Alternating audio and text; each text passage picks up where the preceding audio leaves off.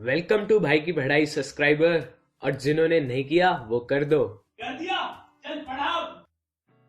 और दोस्तों, क्या हाल चाल है? सब बढ़िया?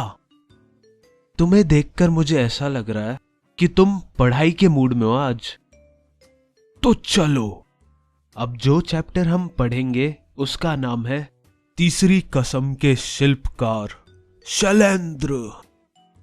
और इस चैप्टर का बाप यानी राइटर है प्रहलाद अग्रवाल। ये चैप्टर 1960s की मूवी और उस मूवी को बनाने वाले इंसान के बारे में है। वो 1960s का जमाना था। तब 3-4 घंटे की मूवीज होती थी और आजकल तो 1.5 घंटे में ही काम खत्म हो जाता है। तो उस टाइम के एक फेमस और बढ़िया एक्टर थे राज कपूर। तुम्हारी जनरल नॉलेज के लिए बता दूं कि राज कपूर रणबीर कपूर के दादा हैं। तो राज कपूर ने एक मूवी में काम किया था जिसका नाम था संगम।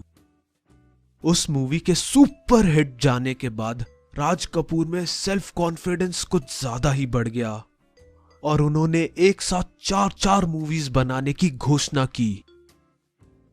वो 4 मूवी थी मेरा नाम जोकर, अजंता, मैं और मेरा मित्र और सत्यम शिवम सुंदरम।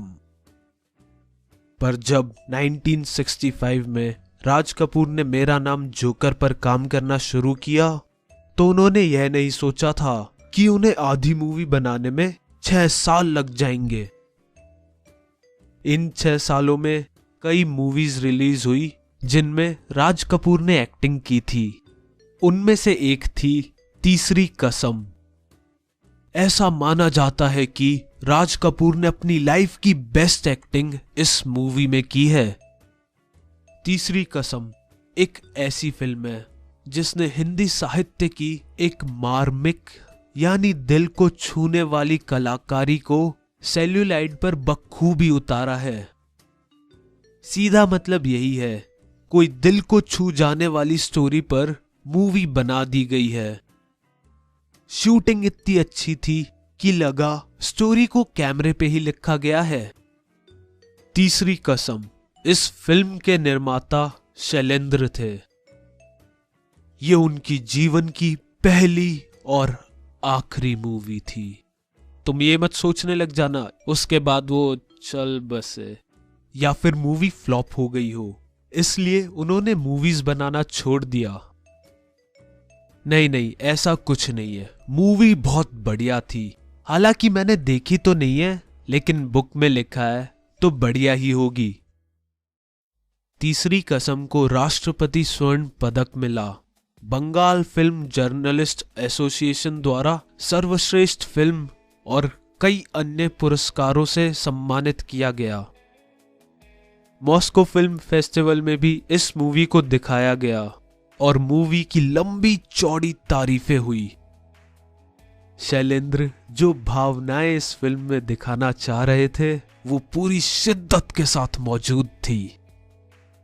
उन्होंने ऐसी फिल्म बनाई थी जिसे सच्चा कवि हृदय से ही बना सकता है।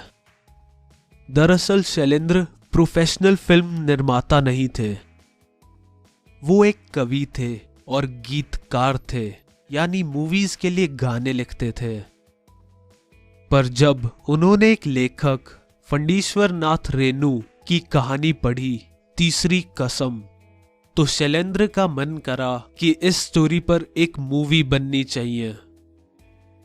शैलेंद्र ने अपनी मूवी में राज कपूर को लेना चाहा। जब शैलेंद्र राज कपूर के पास तीसरी कसम की कहानी सुनाने पहुंचे तो कहानी सुनकर राज कपूर ने बड़े उत्साहपूर्वक काम करना स्वीकार किया। पर राज कपूर सीरियस होकर बोल पड़े, मेरी पेमेंट एडवांस देनी होगी। शैलेंद्र को उम्मीद नहीं थी कि राज कपूर जिंदगी भर की दोस्ती का यह बदला लेगा। शैलेंद्र का मुरझाया चेहरा देखकर राज कपूर ने मुस्कुराते हुए कहा, निकाल 1 रुपया, मेरी पेमेंट पूरी एडवांस। अब यार दोस्त तो ऐसे ही होते हैं, मजाक करे बिना वो रह नहीं सकते। तो भाई लोग, अब बाकी का चैप्टर अगले एपिसोड में देखेंगे। जब तक मैं भी अपने दोस्तों के साथ कुछ मजेदार प्रैंक्स करके आता हूं।